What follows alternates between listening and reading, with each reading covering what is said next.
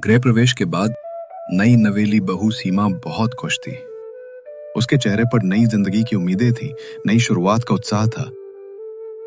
लेकिन दिल के किसी कोने में एक छोटा सा डर भी था। यह खुशी कितनी टिकेगी, ये कोई नहीं जानता था, और शायद खुद सीमा भी नहीं। चल बहू, शादी हो गई तेरी। अब तेरा असली टेस्ट शुरू होता है। आज रात चिकन बिरयानी बना रहे हैं तेरे हाथ से। मम्मी जी, मैं वेजिटेरियन हूँ। मैंने कभी नॉनवेज को हाथ भी नहीं लगाया। बहू सीमा ने सासू माँ के कान में ये बात धीमी आवाज में कही। अरे बहू, ऐसा क्या डर है नॉनवेज से? हम तो सुबह ब्रेकफास्ट में भी अंडा करी खाते हैं। अरे मम्मी, थोड़ा समझो ना, उसको आदत नहीं है। लेकिन हाँ, वो धीरे धीरे सब सीख जाएगी। ओहो, हाथ नहीं लगा, जैसे चिकन तेरे छूने से पिघल जाएगा। यहाँ सब खाते हैं, तू भी खाएगी, कोई ऑप्शन नहीं। और ऐसे बहू का पहला दिन बना बिरयानी और आंसुओं से भरा। एक प्लेट बिरयानी और एक प्याली आंसू। एक हफ्ता बीत गया, लेकिन बहू अब भी गोभी, पालक और लौकी के सपने ही देखती थी। लेकिन घर में ये सब नाम लेना भी जुर्म था। आज मार्केट जाना है बहू, चिकन और मटन दोनों लेने। और हाँ, सब्जियों की दुकान के पास भी मत जाना, एलर्जी है हमें। मम्मी जी, मैं जानती हूँ कि यहाँ सबको नॉनवेज पसंद है और मैं भी किसी की भावनाओं को ठेस नहीं पहुँचाना चाहती, लेकिन क्या मैं एक दिन, सिर्फ एक दिन, कुछ सब्जी बना सकती हूँ? थोड़ी सी भिंडी ही सही, हल्की सी, बिना मसाले की, जैसी मेरी माँ बनाया करती थी। उस स्वाद की बहुत याद आती है मम्मी जी। बस एक बार कोशिश करने दीजिए ना, मैं सब्जी की खुशबू से ही थोड़ा सुकून पालूंगी। भिंडी, वो क्या होता है? बचपन में एक बार खाई थी, तब से चिकन से ही रिश्ता निभा रहे हैं। भिंडी, वो हरी बहुत हमारे घर में। क्या कॉमेडी है। सीमा, थोड़ा टाइम दो, सब्जी की बात बाद में करेंगे। अभी तो मम्मी के मटन रस्से का सीजन चल रहा है। कभी किसी ने सोचा था कि भिंडी को हरी भूत कहा जाएगा, लेकिन इस घर में कुछ भी हो सकता है। कई दिन बीते। हर दिन बहू को नॉनवेज परोसा गया और हर दिन उसका मन टूटा, उसकी आंखें भर आईं, लेकिन घर वालों को फर्क नहीं पड़ा। भगवान, मुझसे ये नहीं होगा। हरने वाला जुल्म लगता है। माँ ने तो कहा था कि अपने संस्कार साथ लेकर चलना, लेकिन यहाँ तो सासू माँ कहती है, संस्कार तल लो तेल में। सीमा, प्लीज रो मत, मैं कुछ करता हूँ, शायद कोई हल निकले। संस्कारों की इस तलाई में बहू पूरी तरह तल चुकी थी दिल से। और तभी एक कोने में खड़े राहुल ने बहू सीमा को धीरे से बोला और उसे तसल्ली देने का प्रयास किया, जिससे पहली बार उसने उसके दर्द को सच में महसूस किया हो। लेकिन कहते हैं, जहां चाह वहां राह। एक दिन बहू की नजर पड़ी एक कोने में पड़े पुराने गमलों पर, और वहीं से शुरू हुई क्रांति। मी, अगर घर के अंदर सब्जियां नहीं आ सकती, तो क्यों ना मैं ही उन्हें उगा लूं? अपनी ही दुनिया बनाऊं, अपनी थाली, अपनी हरियाली।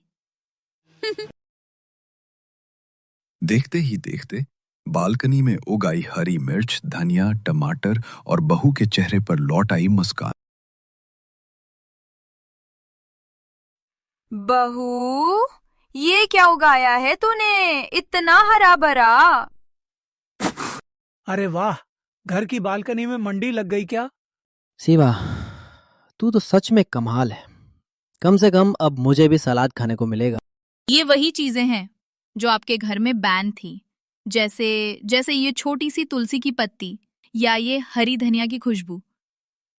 जिनका जिक्र भी यहाँ गुनाह माना जाता था, लेकिन मेरे अंदर ये सांस की तरह थी, जिंदा धड़कती हुई। और अब देखिए, ये बाहर आ गई हैं, मिट्टी से, मेरे हाथों से, जैसे मेरी आत्मा ने बाहर आकर ले लिया हो। अब ये सिर्फ पौधे नहीं, ये मेरी पहचान है, मेरी जिद, मेरा सपना, मेरी माँ की सीख और मेरे संस्कारों की छांव है। और यूं एक बहू ने अपनी जमीन बना ली, जहां स्वाद, संस्कार और सब्जियां तीनों एक साथ उगते थे। कहते हैं ना, कभी कभी जिद भी जरूरी होती है, और जब वो जिद हरियाली की हो तो क्रांति तय है। ये थी हमारी प्यारी साग वाली बहू, जिसने कबाबखोर परिवार में भी अपनी थाली हरी रखी।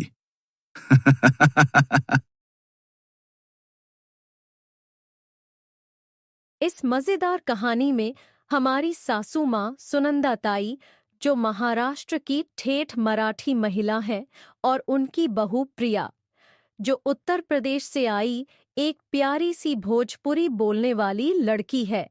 लेकिन भाषा की वजह से इनके बीच रोज कुछ न कुछ गड़बड़ घोटाला होता रहता है। प्रिया की शादी के बाद वह पहली बार अपनी सासू माँ से मिलने जाती है। अरे वाह, ये हमारी नई बहू प्रिया कितनी प्यारी है। अरे ना सासू माँ, हमरे जिसन लड़की तक गांव में ढेर मिल जाए। हे भगवान, ही काय बोलते। अरे ये क्या बोल रही है, कौन सी भाषा है ये? सासू माँ और बहू एक दूसरे को टुक टुक ताकने लगती है। एक दिन प्रिया किचन में सासू माँ के लिए खाना बना रही थी, लेकिन जबान की वजह से गलत फहमी हो गई। प्रिया, आज खाने में क्या है? अरे सासू माँ, हम आज बाटी चोखा बनवले बानी। अरे सासू माँ, बाटी चोखा भोजपुरिया स्पेशल खाना होला, बड़ा टेस्टी होला। अरे बाप रे, मला ना पिठल भाकरी आवडते। दोनों के बीच खाने को लेकर जंग छिड़ जाती है। वो लड़ देते तो है, पर अपनी अपनी भाषा में। एक दिन सासू माँ ने प्रिया को कुछ सामान लाने के लिए कहा, लेकिन जबान के चक्कर में सब गड़बड़ हो गया। प्रिया, जरा कोथिंबीर आणि मिर्ची आण। सासू माँ, ई कोथिंबीर का होला? अरे कोथिंबीर मतलब धनिया। अच्छा धनिया, ई बोलना। हमरा माथा न घुमा, अब्बे लात बाणी। सासू माँ को अब भोजपुरी का डर लगने लगा था। एक दिन सास बहू बैठकर टीवी देख रही थीं। वहां एक भोजपुरी फिल्म आ रही थी। ए बलमुआ, तू हमरा दिल में रहेलू। हे भगवान, ये कितनी रोमांटिक भाषा है, मुझे तो शर्म आ रही है। सासू माँ ने भोजपुरी सीखने की ठान ली और बदले में प्रिया ने मराठी सीखना शुरू किया। अरे प्रिया, हम तोहर बहुत प्यार करेले बानी। सासू माँ, हमरो तुमच्यावर प्रेम आहे। अब दोनों हंसने लगती हैं और एक दूसरे की भाषा को सम्मान देने लगती है। प्यार और समझदारी से कोई भी भाषा की दीवार तोड़ी जा सकती है, फिर चाहे वो भोजपुरी हो या मराठी।